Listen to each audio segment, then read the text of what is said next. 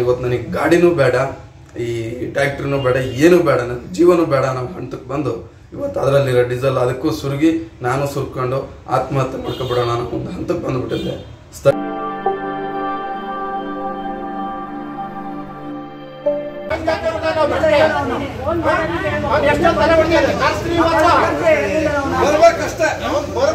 ಅವನು ಬರಲ್ಲ ಅಂತ ನಾಟಕ ಮಾಡಿದ್ರೆ ಬರ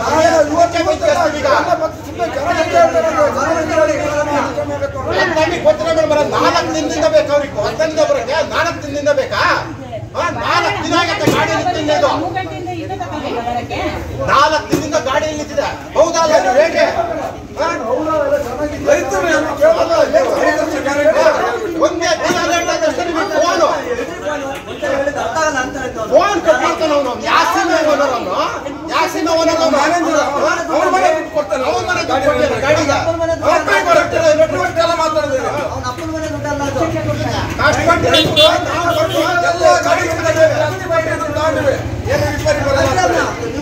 ಇಲ್ಲ ಅವನು ಬರ್ಬೇಕು.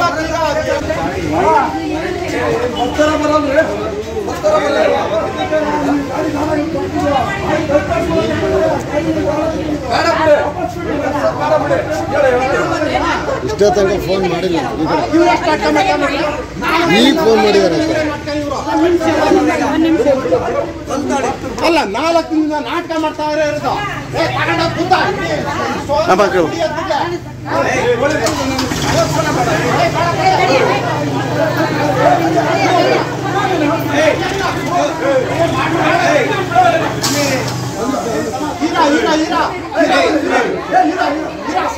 ನಿಮಿಷ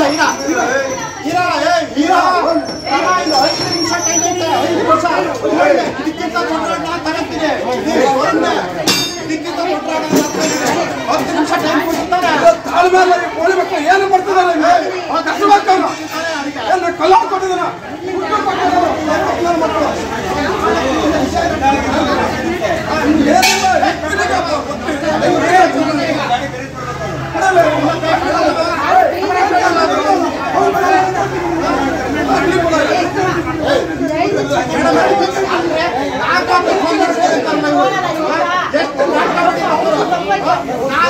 ಇವ್ರು ಮಾಡ್ತಿರೋದು ಅದೇ ಕೆಲಸ ನಮಗೆ.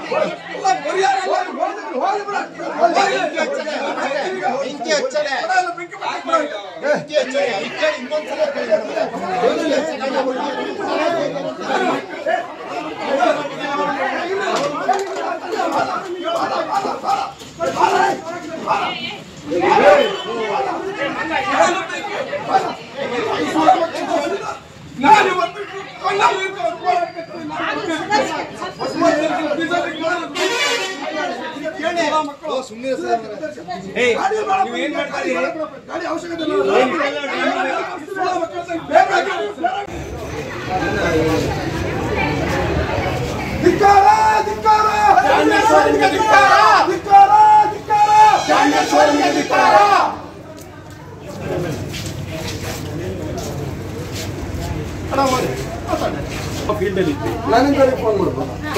ನಾನೇ ಮ್ಯಾನೇಜರ್ ಮಾತಾಡ್ತಾರೆ. ಈಗ ಕಂಪ್ಲೇಂಟ್ ಕೊಟ್ಟಿದ್ದಾರಲ್ಲ, ಅದು ಸಾಹೇಬ್ ಅಂತಂದ್ರೆ ಬಗೆಹರಿಸೋಣ ಬನ್ನಿ. ಸರ್ವಿಸ್ ಮ್ಯಾನೇಜರ್ ಫೋನ್ ಮಾಡ್ದಲ್ಲ, ಯಾಕೆ ಸರ್ವಿಸ್ ಮ್ಯಾನೇಜರ್ ಅಲ್ಲಿ ಇರ್ತಾರೆ, ಅವ್ರು ಯಾಕೆ ಎತ್ತೀನಿ ಅಂತ ನಂಗೆ ಗೊತ್ತಿಲ್ಲ. ಈಗ ನಾನು ನಿಮ್ಗೆ ಸಮಸ್ಯೆ ಪರಿಹಾರ ಮಾಡಕ್ಕೆ ಬಂದಿದ್ದೀನಿ ತಾನೆ, ಬರ್ರಿ ಅಲ್ಲಿ ಕುತ್ಕೊಳ್ಳೋಣ.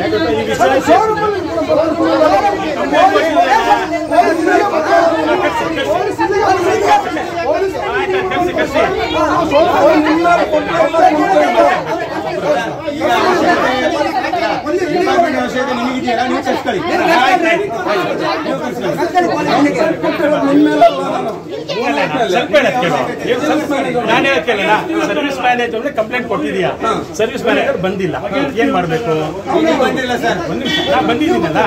ಈಗ ಏನ್ ಗೊತ್ತಾ, ಈಗ ನೀವು ಇಷ್ಟೆಲ್ಲ ರಾಜಾಂತ ಮಾಡಿದಾಗ ನನಗೊಂದು ಅಥೆಂಟಿಕೇಶನ್ ಬೇಕಾ? ಸಾಹೇಬ್ ನೀವು ಕಂಪ್ಲೇಂಟ್ ಕೊಟ್ಟಿದ್ದೀರಾ, ಸಾಹೇಬ್ ಅವ್ರ ಮುಂದೆ ಹೇಳಿದ್ದೀರಾ?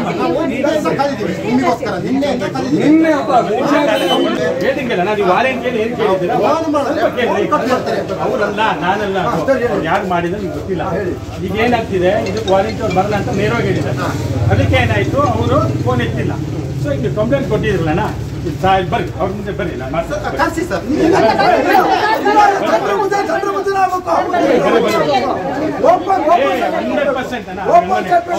ಹೌದು ವಾರಂಟಿ ಹೌದಾ? ಗಾಡಿ ತಗೊಂಡು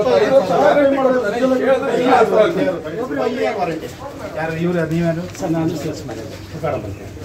ಇವರು ನಿನ್ನೆ ಮಾತಾಡಿದ್ದಾರೆ, ಸೌಕರ್ಯ ಮಾತಾಡಿದ್ದಾರೆ, ಸರ್ವಿಸ್ ಮ್ಯಾನೇಜರ್ ಮಾತಾಡಿದ್ದಾರೆ. ನಾವು ಸ್ಟೇಟ್ಮೆಂಟ್ ಕೊಟ್ಟಿದ್ರು, ಕಂಪ್ಲೇಂಟ್ ಕೊಟ್ಟಿದ್ರು, ನಾವು ಕೂಡ ಮಾತಾಡಿದ್ದೆ. ನೀವೇನೋ ಮಾತಾಡಿದೆ ಅಂತ ಗೊತ್ತಾಯ್ತು. ನನ್ನ ಕೊಲ್ಲಿಗೆ ಹೇಳಿದ್ರು ಈ ತರ ಮಾತಾಡಿದ್ದಾರೆ ಅಂತ ಹೇಳಿ. ಅದಕ್ಕೆ ನಾನು ಕಂಪ್ನಿ ಓನರಿಗೆ ಕೂಡ, ನಿಮ್ಮ ಓನರ್ ಆಗಿದ್ದಾರೆ, ಅವ್ರಿಗೆ ಕೂಡ ಮಾತಾಡಿದೆ. ಅವರು ಅಷ್ಟು ರೆಸ್ಪಾನ್ಸು ಮಾಡಲಿಲ್ಲ. ಹೇಳ್ಬಿಡ್ತೀನಿ, ವಾರಂಟಿದ್ದು ಬರಲ್ಲ ಅಂದಿದ್ದ ಬಂದಿಲ್ಲ. ನನಗೆ ಫೋನ್ ಮಾಡಿದ್ರು, ನಾವು ಹೊಸನಗರ ಇದ್ವಿ, ನಾವಲ್ಲಿ ಒಂದು ಕೇಸಲ್ಲಿ ಕೂತ ಸೀದಾ ಅಲ್ಲಿಂದ ಬಂದಿದ್ವಿ. ಯಾಕಂದ್ರೆ ಇಲ್ಲಿ ತೀರಾ ಗಲಾಟೆ ಆಗ್ತಾ ಇದೆ. ವಾರಂಟಿ ಏನು ಕೊಡಲ್ಲ ಇಷ್ಟು ನಾವು ವಾರಂಟಿ ಏನು ಕೊಡಲ್ಲ ಅಂತ ಸರ್. ಏನ್ ಗೊತ್ತಾ, ಏನು ವಾರಂಟಿ ಈ ತರ ಇರುತ್ತೆ, ಅದಕ್ಕೆ ಅವ್ರ ಸಿಗ್ನೇಚರ್ ತಗೊಂಡಿರ್ತೀವಿ. ಆಮೇಲೆ ಇಷ್ಟಕ್ಕೆ ವಾರಂಟಿ ಕೊಡಲ್ಲ ಅಂತ ಕೊಡ್ತೀವಿ, ಕೊಡಲ್ಲ ಅಂತ ಇದು ಬಿಟ್ಟು ಬಾಕಿ ಕೊಡಬೇಕು. ಬಾಕಿ ಅಂತ ಹೇಳ್ಬಿಡ್ತೀವಿ ಸರ್. ಇಂಜಿನ್ ಹೈಡ್ರಾಲಿಕ್ ಮತ್ತೆ ಗೇರ್ ಬಾಕ್ಸಿಗೆ ಏನಿದೆ 5 years ವಾರಂಟಿ ಅಥವಾ 5,000 ಗಂಟೆ ಯಾವ್ದು ಮುಂಚೆ ಆಗುತ್ತೆ ಅದು ಅಂತ ಇರುತ್ತೆ. ಆಯ್ತಾ, ಅದು ನಾವು ಕೊಡ್ತೇವೆ. ಈಗ ಹೋಗಿದೆ ಸರ್, ಪ್ರಾಬ್ಲಮ್ ಏನಿದೆ ಥೈರಾಯ್ಡ್ ಏನಿದೆ. ಓಕೆ, ಒಂದು ಸೆಕೆಂಡ್ ಏನು ಗೊತ್ತಾ ಸರ್, ಇವರು ಸಾಹೇಬ್ರು ಏನು ಇವತ್ತು ಈಗ ಹೇಳ್ತೀರಲ್ಲ, ಇವ್ರಿಗೆ ನನ್ನ ಸೌಕರ್ಯ ಮತ ಪರಿಚಯ ಚೆನ್ನಾಗಿದೆ. ನಾವೇನಿದ್ವಿ, ನಾನು ಹೊಸದಾಗಿ ಇದ್ದಾಗ ವೀರೇಶ್ವರ್ ಹೇಳಿದ್ರು ನನ್ನ ಕೊಲ್ಲಿ, ಅಣ್ಣ ನೀನು ಹೋಗು ಸೌಕರ್ಯ ಮುಂದೆ ಕೂತು ಹೇಳು. ಫಸ್ಟ್ ಇಷ್ಟೆಲ್ಲ ಹಂಗಮ್ಮ ಅಲ್ಲ. ಫಸ್ಟ್ ಸರ್ ಏನು ಗೊತ್ತಾ, ಇಲ್ಲಿ ನಾನೊಬ್ಬ ಎಂಪ್ಲಾಯಿಗೆ ಮಾತಾಡ್ಬೋದು, ಅವ್ರು ಓನರು, ಅವ್ರು ಮನ್ಸು ಮಾಡಿದ್ರೆ ಆಯ್ತಪ್ಪ ಅದೇನೋ ಒಂದು ಮಾಡೋಣ ಅಂತ ಹೇಳ್ತಾರೆ. ಯಾಕಂದ್ರೆ ಅವರಿಗೆ ದಿನಕ್ಕೊಂದು 50 ಕಾಲ್ ಬರುತ್ತೆ. ಇವರೇ ಅವರು ಅಂತ ಅವ್ರಿಗೆ ಗೊತ್ತಾಗಿದ್ದಾಗ ನಿಮ್ಗೆ ಹೇಳಿದ್ರೆ ನೀವು ಈಗ ಇಲ್ಲಿ ವ್ಯವಸ್ಥಾಪಕ ಇದ್ದೀರಾ? ಇಲ್ಲ, ಮತ್ತೆ ಇಲ್ಲೇನು ನೀವು? ಇಲ್ಲಿ ಇವರು ನಿಮ್ಮ ಹೆಸರು ವೀರೇಶ್ ಅಂತ. ನೀವು ಎಲ್ಲಿ ಇರೋದು? ನಾನು ಸೇಲ್ಸ್ ಮ್ಯಾನೇಜರ್, ಟೋಟಲ್ ಶಿವಮೊಗ್ಗ ನಾನು ನೋಡ್ಕೊಳ್ತೀನಿ. ಸರಿ, ಈಗ ನೀವೆಲ್ಲ ಸ್ಟೇಷನಿಗೆ ಬನ್ನಿ. ಸರಿ ಸರ್, ಸಂಜೆ ನಿಮ್ದೆಲ್ಲ ಸ್ಟೇಟ್ಮೆಂಟ್ ಮಾಡ್ಕೊಂತೀನಿ. ಅವರು ಪಿಟಿಷನ್ ಕೊಟ್ಟಿದ್ದಾರೆ. ಆಯ್ತು ಸರ್. ಇದೇನು ರೈತರದ್ದು ಏನಿದೆ ಪ್ರಾಬ್ಲಮ್ ಬಗೆಹರಿಸಬೇಕು. ಯಾಕಂದ್ರೆ ನೀವೀಗ ಗಾಡಿ ಬೇಡ ಅಂತ ಗಾಡಿ ಅವಶ್ಯಕತೆ ಇಲ್ಲ, ಯಾಕಂದ್ರೆ 5 ವರ್ಷ ಅಂತ ಹೇಳಿ ಇನ್ನು ನಾಳೆ ಮತ್ತೊಂಥರ ಅವಶ್ಯಕತೆ ಇಲ್ಲ. ಈಗ ಕೇಳಿ, ಒಂದೇ ಕೇಳಿ, ಒಂದು ನಿಮಿಷ. ಇದೆಲ್ಲ ಪ್ರಾಬ್ಲಮ್ಗಳು ಸಹಜ. ಮೆಕ್ಯಾನಿಕಲ್ ಐಟಮ್ಗಳು, ಟ್ರ್ಯಾಕ್ಟರ್ ಅಂದ್ರೆ ಏನು ಮನುಷ್ಯನೇ ರೆಡಿ ಮಾಡಿರೋದು. ಪ್ರಾಬ್ಲಮ್ ಬರೋದು ಸಹಜ. ಅದಕ್ಕೆ ಏನು ಸೊಲ್ಯೂಷನ್ ಇದೆ ಕಂಪ್ನಿಯವ್ರು ಕೊಡಬೇಕು. ಕೊಡ್ತಿಲ್ಲ ಅಂತ ನೀವು ಕೇಳ್ತಾ ಇದ್ದೀರಿ, ಅದು ಕೂಡ ಸತ್ಯ ಇದೆ, ನಿಜ ಇದೆ, ಅದ್ರಲ್ಲಿ ನ್ಯಾಯ ಇದೆ. ರೈತನಿಗೆ ಆತ ಪೇ ಮಾಡಿದ ಅಮೌಂಟಿಂದು ಐಟಮ್ ಸಿಗಲೇಬೇಕು. ಸಿಗಲಿಲ್ಲ ಅಂದರೆ ಅದು ಖಂಡಿತ ಆತ ಮತ್ತೆ ಹೋರಾಟ ಕೇಳಿತಾನೆ, ಅದು ನನಗೂ ಗೊತ್ತಿದೆ. ಅದಕ್ಕೆ ಈಗ ನಿಮ್ಮದು ಇಕ್ವಿಪ್ಮೆಂಟ್ ಸರಿ ಇಲ್ಲ ಅಂತ ನೀವು ಹೇಳ್ತಾ ಇದ್ದೀರಿ, ಅವ್ರಿಗೆ ಕೇಳ್ಕೊಂಡಿದ್ದೀರಿ, ನಮಗೆ ಪಿಟಿಷನ್ ಕೊಟ್ಟಿದ್ದೀರಿ, ನಮಗೆ ಟೈಮ್ ಕೊಡಿ, ನಾವು ಕರೆಸ್ತೀವಿ. ಅವ್ರಿಗೆ ಇವರು ಏನು ಓನರ್ ಇದ್ದಾರೆ ಅವ್ರಿಗೆ ಕರೆಸ್ತೀವಿ, ಮಾತಾಡ್ತೀವಿ. ನಿಮ್ದೇನು ಪ್ರಾಬ್ಲಮ್ ಇದೆ ಅದು ಸೊಲ್ಯೂಷನ್ ಮಾಡೋಕ್ಕೆ ಎಲ್ಲ ಪ್ರಯತ್ನ ಮಾಡ್ತೀವಿ. ಆಯ್ತಾ? ಅಲ್ಲಿವರೆಗೆ ಯಾವುದೇ ಸ್ಟೆಪ್ ತೊಗೊಳ್ಳೋದು ಅಥವಾ ಈ ಥರ ಎಲ್ಲ ತಪ್ಪಾಗುತ್ತೆ. ಆಯ್ತಾ? ನೀವು ರೈತ ಇದ್ದೀರಿ, ನಾನು ಅದಕ್ಕೆ ಬಿಸ್ನೆಸ್ ಮೇಲೆ ಬಂತು ಇಲ್ಲ ಈ ಥರದ್ದೆಲ್ಲ ಇದು ಮಾಡಬೇಡಿ. ಆಯ್ತಾ? ಗೊತ್ತಾಯ್ತಾ? ಇದು ತಪ್ಪಾಗುತ್ತೆ. ನಾನು ಕೊಡ್ತಾ ಇದ್ದೀನಲ್ಲ, ನಾನು ಹೇಳ್ತಾ ಇದ್ದೀನಲ್ಲ, ನನ್ನ ಸ್ಟೇಷನ್ಗೆ ಕರೆಸಿ ಅದೇನಿದೆ ಅವ್ರದ್ದು ಬಗೆಹರಿಸಿ ಕೊಡ್ತೀವಿ ಅಂತ ನೋಡ್ರಿ. ನಿಮ್ಮ ಓನರಿಗೆ ಮಾತಾಡಿ. ಆಯ್ತಾ? ಇವತ್ತು ಬರೋಕ್ಕಾದ್ರೆ ಇವತ್ತು, ಇಲ್ಲ ಬೆಳಗ್ಗೆ ಬರೋಕ್ಕಾದ್ರೆ ಬೆಳಗ್ಗೆ ಬರಬೇಕು. ಸ್ಟೇಷನ್ಗೆ ಅವ್ರು ಸ್ಟೇಟ್ಮೆಂಟ್ ಕೊಡಬೇಕು ಏನಿದೆ ಅಂತ. ಆತ ಏನು ಹೇಳ್ತಾರೆ ಅವ್ರ ಸಮ್ಮುಖನೇ ಮಾತಾಡಿಸ್ತೀವಿ. ಬಟ್ ಈ ಥರ ಎಲ್ಲ ಪ್ರತಿಭಟನೆ ಗಾಡಿ ನಿಮ್ಗೆ ಬೇಕಲ್ಲ, ಗಾಡಿನೇ ಬೇಡ ಸರ್. ಸರಿ, ಈಗ ಓನರ್ ಹತ್ರ ಮಾತಾಡ್ತೀನಿ. ಓನರ್ ಹತ್ರ ಮಾತಾಡೋಣ. ಸ್ವಲ್ಪ ಕೇಳಿ, ನೀವು ಒಬ್ರು ಅವರಿದ್ದಾಗ ಅವ್ರ ಜೊತೆಲಿ ಯಾರಿದ್ದಾರೆ? ನೀವು ಇಷ್ಟೆಲ್ಲ ಇದ್ದ ಅಮ್ಮ ಏನು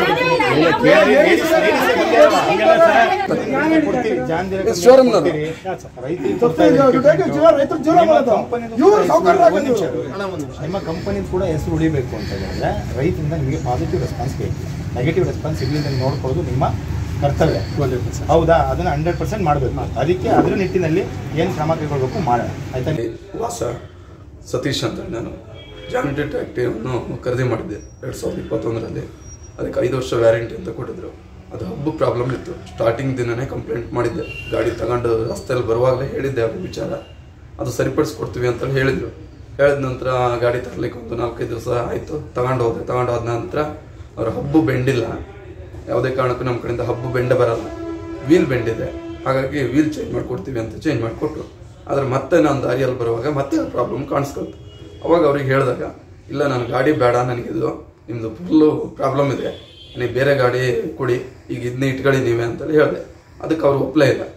ಇಲ್ಲ ನಾವು ಅದಕ್ಕೆ 5 ವರ್ಷ ವ್ಯಾರಂಟಿ ಕೊಟ್ಟಿದ್ದೀವಿ, ನೀವು ತಲೆ ಕೆಡಿಸ್ಕೋಬೇಡಿ, ತಗೊಂಡಾಗ ಅದ್ರ ಕೆಲಸ ಮಾಡೋದು ಮಾಡಿ, ಏನೇ ಕಂಪ್ಲೇಂಟ್ ಬಂದರು ನಾವು ಈಗ ಓನರ್ ಆಗಿ ನಾನೇ ಹೇಳ್ತಾ ಇದ್ದೀನಿ, ನಾನು ರೆಡಿ ಮಾಡಿಸ್ಕೊಡ್ತೀನಿ, ನೀವು ತಲೆ ಕೆಡಿಸ್ಕೋಬೇಡಿ, ತಗೊಂಡಾಗ ಯೂಸ್ ಮಾಡ್ಕೊಳ್ಳಿ, ಹೊಡೀರಿ, ನಾವು ಇರೋಲ್ಲವರೆಗೂ ನೀವು ತಲೆ ಕೆಡಿಸ್ಕೋಬೇಡಿ ಅಂತೇಳಿ ಹೇಳಿದರು. ಈಗ ಮೊನ್ನೆ ಈಗ 2.5-3 ವರ್ಷ ಆಗ್ತಾ ಬಂತು. ಈಗ ಕೇಳಿದ್ರೆ ಇಲ್ಲ ಅದಕ್ಕೆ 2 ವರ್ಷ ವ್ಯಾರಂಟಿ ಇರೋದು, ನೀವು ವರ್ಷದೊಳಗೆ ಮಾಡಿಸ್ಕೋಬೇಕಿತ್ತು, ಈಗ ಹಾಗಾಗಿ ವ್ಯಾರಂಟಿ ಇಲ್ಲ ಬರಲ್ಲ, ನಾವು ಮಾಡಿಕೊಡಲ್ಲ, ನೀವು ಅದೇನು ಮಾಡ್ಕೊಡ್ತೀರಿ ಮಾಡ್ಕೊಳ್ಳಿ ಅಂದರು. ನನಗೆ ಅದೇ ಕಂತೆಲ್ಲ ಕಟ್ತಾ ಭಾಳ ಸಮಸ್ಯೆಲಿದ್ದೆ. ಸಿಕ್ಕಾಪಟ್ಟೆ ಕಂತು ಬರುತ್ತೆ, ಒಂದು 6 ತಿಂಗಳಿಗೆ 1 ಲಕ್ಷ ಚಿಲ್ಲರೆ ಕಂತು ಬರುತ್ತೆ. ಅದ್ರಾಗೂ ಈಗ ನಾಳೆ ಎಲ್ಲ ನಾಡಿದ್ದೆ ನನಗೆ ಕಂತು, ಮತ್ತೆ ಅದರಲ್ಲಿ ಬೇರೆ ಇವರು 75-80 ಸಾವಿರ ರೂಪಾಯಿ ಹೇಳಿದ್ದಾರೆ.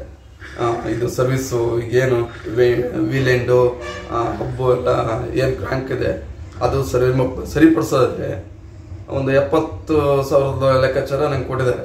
ಆ ಲೆಕ್ಕದಲ್ಲಿ ನನ್ನ ಹತ್ರ ಸಹ ಅದನ್ನೂ ಮಾಡ್ಕೊಂಡು ಈಗ ಲೋನು ಕಟ್ಕೊಂಡು ಇದೆಲ್ಲ ಮಾಡೋಕ್ಕಾಗಲ್ಲ. ನನ್ನ ಉದ್ದೇಶಕ್ಕೆ ನಾನು ಇವತ್ತು ನನಗೆ ಗಾಡಿನೂ ಬೇಡ, ಈ ಟ್ಯಾಕ್ಟ್ರಿನೂ ಬೇಡ, ಏನೂ ಬೇಡ, ನನ್ನ ಜೀವನೂ ಬೇಡ ನಮ್ಮ ಹಂತಕ್ಕೆ ಬಂದು ಇವತ್ತು ಅದರಲ್ಲಿರೋ ಡೀಸೆಲ್ ಅದಕ್ಕೂ ಸುರುಗಿ ನಾನು ಸುರ್ಕೊಂಡು ಆತ್ಮಹತ್ಯೆ ಮಾಡ್ಕೊಬಿಡೋಣ ಅನ್ನೋ ಒಂದು ಹಂತಕ್ಕೆ ಬಂದುಬಿಟ್ಟಿದ್ದೆ.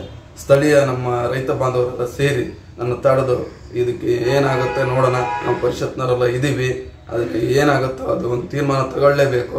ಇನ್ನು ಮುಂದೆ ಅದಕ್ಕೆ ಯಾವ ಥರ ಸಹಕಾರ ಕೊಡ್ತಾರೋ ಕೊಡಲ್ಲ, ಅಲ್ಲಿವರೆಗೂ ಹೋರಾಟ ಮಾಡೋಣ ಅಂತೇಳಿ ಎಲ್ಲರೂ ನನಗೆ ಒಂದು ಸಪೋರ್ಟ್ ಮಾಡಿ ಎಲ್ಲರೂ ಅವಕಾಶ ಮಾಡಿಕೊಟ್ಟಿದ್ದಾರೆ. ಅದೇ ಇನ್ನು ಮುಂದೆ ಇನ್ನೇನು ಆಗುತ್ತೆ ಅಂತೇಳಿ ನೋಡಬೇಕು ಅನ್ನೋದಿದೆ. ನಾವು ಅವರು ಇನ್ನೊಂದು ವಿಚಾರ ಅಂದರೆ ಮ್ಯಾನೇಜರ್ ಹತ್ರ ಮಾತಾಡಿದಾಗ, ನೀವು ಸಬ್ಸಿಡಿ ದುಡ್ಡಲ್ಲಿ ಬದುಕ್ತೀರಿ, ನಿಮ್ಗೆ ಅದನ್ನು ಒಂದು ಸರಿಪಡಿಸ್ಕೊಂಡು ಹಾಕ್ಕೊಂಡು ಹೋಗೋಕ್ಕಾಗಲ್ಲ, ನೀವು ಒಂಥರ ರೈತರ ಹಾಕ್ಕೊಂಡು ಅಷ್ಟೆಲ್ಲ ಸಬ್ಸಿಡಿ ಬಂದರೂ ನೀವು ಅದನ್ನೆಲ್ಲ ಸರಿಪಡಿಸ್ಕೊಳಕ್ಕಾಗಲ್ಲ ಅಂತೇಳಿ ಒಂಥರ ರೈತರ ಇದನ್ನೇ ಒಂಥರ ಅವರು ಕಳಪೆ ಇದರ ಲೆಕ್ಕಾಚಾರದಲ್ಲಿ ನಮ್ಮನ್ನು ನೋಡ್ತಾ ಇದ್ದಾರೆ. ನಾವು ಒಂಥರ ಯಾತಕ್ಕೂ ಬರ್ದಿದ್ದ ಜನ ರೈತರು ದೇಶಕ್ಕೆ ಯಾವುದೇ ಥರದ್ದು ಇಲ್ಲ ಅನ್ನೋ ಲೆಕ್ಕಾಚಾರದಲ್ಲಿ ಮಾತಾಡ್ತಾ ಇದ್ದಾರೆ. ನಾವೆಲ್ಲ ಸಬ್ಸಿಡಿ ದುಡ್ಡಲ್ಲಿ ಜೀವನ ಮಾಡ್ತೀವಿ, ಸಬ್ಸಿಡಿ ದುಡ್ಡು ತಗೊಂಡು ಜೀವನ ಮಾಡೋದಂತೆ ಇಂಥವಕ್ಕೆಲ್ಲ ಸಮಸ್ಯೆ ಆಗಿ ಒಂದು ಗಾಡಿ ತಗೊಂಡು 2 ತಿಂಗಳು 1 ದಿವಸದಲ್ಲೇ ಕಂಪ್ಲೇಂಟ್ ಇತ್ತು ಗಾಡಿದು. ಇವನು ಶೋರೂಮಿಗೆ ಹೋಗಿ ಕೇಳಿದಾಗ ಆವಾಗ ಶೋರೂಮ್ ಸಿಬ್ಬಂದಿ ಏನಿದ್ದಾರೆ, ಇದನ್ನು 5 ವರ್ಷ ವಾರಂಟಿ ಇದೆ, ನಾವು ಸರಿ ಮಾಡಿಕೊಡ್ತೀವಿ ಅಂತ ಹೇಳಿದ್ದಾರೆ. ಆವಾಗ ಇವರು ವಾಪಸ್ ತಂದಾಗ ಮತ್ತೆ ವಾಪಸ್ ಹೋಗಿಬಿಟ್ಟಿದ್ದಾರೆ ಗಾಡಿನ. ಆ ಡೆಗ್ಗಿದೆ ವೀಲು ಅಂತ ಹೇಳಿ ಎಲ್ಲ ಸರಿ ಮಾಡಿಕೊಡ್ತೀವಿ ಅಂತ ಮತ್ತೆ ವೀಲ್ ಚೇಂಜ್ ಮಾಡಿಕೊಟ್ಟಿದ್ದಾರೆ. ಮತ್ತೆ ಬರುವಾಗ ಅದೇ ಥರ ಪ್ರಾಬ್ಲಮ್ ಆಗಿದೆ. ಮತ್ತು ನೆಕ್ಸ್ಟ್ ಶೋರೂಮಿಗೆ ಬನ್ನಿ ಅದನ್ನು ಗ್ಯಾರಂಟಿ ಇದೆ, ಅದಕ್ಕೇನು ತಲೆ ಕೆಡಿಸ್ಕೋಬೇಡಿ, ಗ್ಯಾರಂಟಿ ಇದೆ ನಿಮಗೆ ಅಂತ ಹೇಳಿದಾಗ ಇವರು ವಾಪಸ್ ಹೋದಾಗ ಸುಮ್ಮನೆ ಮುಟ್ಟಿ ನೋಡ್ತಾರೆ ಬಿಟ್ಟರೆ 3-4 ಸರ್ವಿಸಿಗೂ ಅದೇ ಥರ ಮಾಡಿದ್ದಾರೆ. ಈಗ ಮತ್ತೆ ಮೊನ್ನೆ ಒಂದು 4 ಸರ್ವಿಸ್ 5ನೇ ಸರ್ವಿಸ್ಗೆ ಹೋದಾಗ ಅಷ್ಟು ಹಾಳಾಗಿತ್ತು, ಪೂರಾ ಪಿನಿಯನ್ ಅಷ್ಟು ಸಟ್ಟು ಹೋಗಿತ್ತು ಅದರದ್ದು. ಆವಾಗ ಅದು ರೆಡಿ ಮಾಡೋಕ್ಕೆ ಒಂದು 50,000-60,000 ರೂಪಾಯಿ ರೆಡಿ ಆಗುತ್ತೆ. ನಮ್ಮಲ್ಲಿ ಗ್ಯಾರಂಟಿ ಯಾವುದೂ ಇಲ್ಲ, ವಾರಂಟಿ ಇಲ್ಲ, ಗ್ಯಾರಂಟಿ ಇಲ್ಲ. ನೀವು ಅಮೌಂಟ್ ಪೇ ಮಾಡಿಬಿಟ್ಟು ನೀವು ಪೇಮೆಂಟ್ ಮಾಡಿಬಿಟ್ಟು ಗಾಡಿ ತೊಗೊಂಡೋಗಿ ಈ ಥರ ಹೇಳ್ತಾ ಇದ್ದಾರೆ. ರೈತನಿಗೆ ಅನ್ಯಾಯ ಮಾಡ್ತಾಯಿದ್ದಾರೆ, ಸಿಕ್ಕಾಪಟ್ಟೆ ಅನ್ಯಾಯ ಮಾಡ್ತಾಯಿದ್ದಾರೆ. ಇವರಿಂದ ನಾವು ಒಂದು ಅವರ ಇದ್ರ ಮೇಲೆ ನಮ್ಮ ಸಂಘಟನೆಯಿಂದ ಅವ್ರು ಉಗ್ರವಾದ ಹೋರಾಟ ಮಾಡಿ ಅವರು ರೈತನಿಗೆ ನ್ಯಾಯ ಒದಗಿಸಿ, ಆಮೇಲೆ ಅವನಿಗೆ ರೈತನಿಗೆ 5 ಲಕ್ಷ ಇಲ್ಲ ಗಾಡಿ ಅವನು ಕೊಡಲೇಬೇಕು, ಹೊಸ ಗಾಡಿ ಕೊಡಬೇಕು ರೈತನಿಗೆ, ಇಲ್ಲ 5 ಲಕ್ಷ ಪರಿಹಾರ ಕೊಡಬೇಕು. ಆ ಶೋರೂಮ್ ಇಲ್ಲ ಅಂದರೆ ಅವನು ಸ್ಟಾರ್ ರೇಟಿಂಗ್ ನಾವು ಕಮ್ಮಿ ಮಾಡ್ತೀವಿ, ಯಾವತ್ತೂ ಸ್ಟಾರ್ ರೇಟಿಂಗ್ ಕಮ್ಮಿ ಮಾಡಿ ಜಾಂಡೀರ್ ಅನ್ನೋ ಕಂಪ್ನಿನ ಕೆಳಗೆ ಇಳಿಸ್ತೀವಿ. ನಾವು ನಮ್ಮ ಸಂಘಟನೆಯಿಂದ ಇಳಿಸ್ತೀವಿ, ಹೋರಾಟ ಮಾಡಿ ಜಾಂಡೀರ್ ಅನ್ನೋ ಕಂಪ್ನಿನ ಇಳಿಸ್ತೀವಿ. ರಾಜ್ಯಾಧ್ಯಕ್ಷರು ನಾಳೆ ಬರ್ತಾ ಇದ್ದಾರೆ, ನಾಳೆ ಬರ್ತಾ ಇದ್ದಾರೆ ರಾಜ್ಯಾಧ್ಯಕ್ಷರು. ನಾವು ಏನಿದೆ ಅದನ್ನ ಮಾಡಿ ಅವ್ರ ರೈತನಿಗೆ ನ್ಯಾಯ ಒದಗಿಸ್ತೀವಿ. ಹೋರಾಟ ಮಾಡೇ ಮಾಡ್ತೀವಿ, ನ್ಯಾಯ ಸಿಗೋವರೆಗೂ. ನಾಳೆ ಅವರು ಕೊಟ್ಟಿಲ್ಲ, ಅವ್ನು ಬಂದಿಲ್ಲ, ಓನರ್ ಬಂದಿಲ್ಲ, ಅದೆಲ್ಲ ಇಲ್ಲ, ನ್ಯಾಯ ಸಿಗೋ ತನಕ ಹೋರಾಟ ನಮ್ಮದು. ನ್ಯಾಯ ಸಿಗೋ ತನಕ ಹೋರಾಟ ಇದೆ. ನಾಳೆ ಯಾವುದೇ ಕಾರಣಕ್ಕೂ ನ್ಯಾಯ, ಅವನಿಗೆ ಗಾಡಿ ಕೊಡಬೇಕು, ಇಲ್ಲ 5 ಲಕ್ಷ ಅಮೌಂಟ್ ಅವನಿಗೆ ಕೊಡಬೇಕು ರೈತನಿಗೆ. ರೈತ ಯಾರು ಬಿಟ್ಟಿ ಅಲ್ಲ, ಅವರು ನಮ್ಮ ಬೆನ್ನೆಲ್ಬೋ, ಅವ್ರು ದುಡಿದ್ರೆ ನಮಗೆ ಅನ್ನ. 4-5 ದಿವಸ ಗಾಡಿ ನಿಲ್ಲಿಸ್ಬಿಟ್ಟು ಅವನು ಪಾಪ ಅವನು ಅಳ್ತಾ ಇದ್ದಾನೆ. ಗಾಡಿ ಸೂಸೈಡ್ ಮಾಡ್ಕೊಳ್ಳಿಕ್ಕೆ ಹೋಗಿದ್ದಾನೆ, ಇವತ್ತು ಸೂಸೈಡ್ ಮಾಡ್ಕೊಳ್ಳಿಕ್ಕೆ ಹೋಗಿದ್ದಾನೆ. ನಾವೆಲ್ಲ ಇದ್ದಿದ್ದಕ್ಕಾಗಿ ಅವನು ಬಚಾವ್ ಮಾಡಿದ್ದೀವಿ ಇವತ್ತು. ನಮಸ್ತೆ.